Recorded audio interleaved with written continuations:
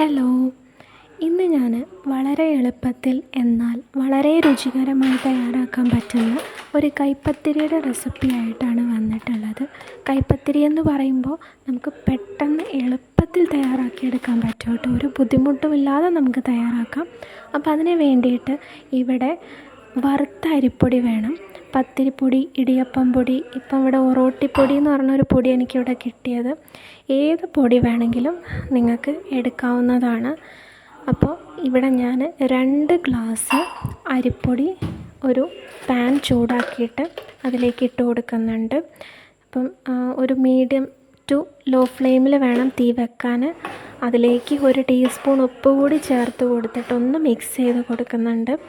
Mix ചെയ്ത് കൊടുത്തതിന് ശേഷം നമ്മൾ ഏത് ഗ്ലാസ്സിലാണോ അരിപ്പൊടി എടുത്തിട്ടുള്ളത് അതേ ഗ്ലാസ്സിൽ തന്നെ 3 ഗ്ലാസ് വെള്ളം ചേർക്കാൻ ശ്രദ്ധിക്കണം.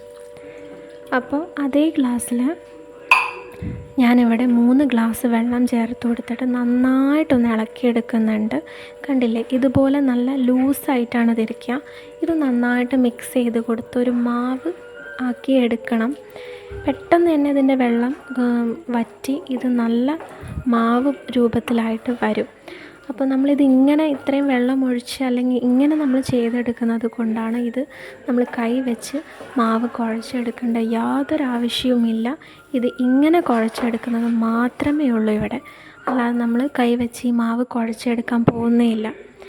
ഇനി ഇതൊന്ന് വെള്ളം വറ്റിയൊന്ന് മാവ് രൂപത്തിൽ പാനിൽ നിന്ന് വിട്ട് വരുമ്പോൾ നമ്മൾ തീ ഓഫാക്കി അതിലേക്ക് ചെറിയ ജീരകം, ഒരു 3-4 നുള്ള് ചെറിയ ജീരകവും ഇട്ടിട്ട് ജസ്റ്റ് ഒന്ന് മിക്സ് ചെയ്തെടുത്താൽ മതി.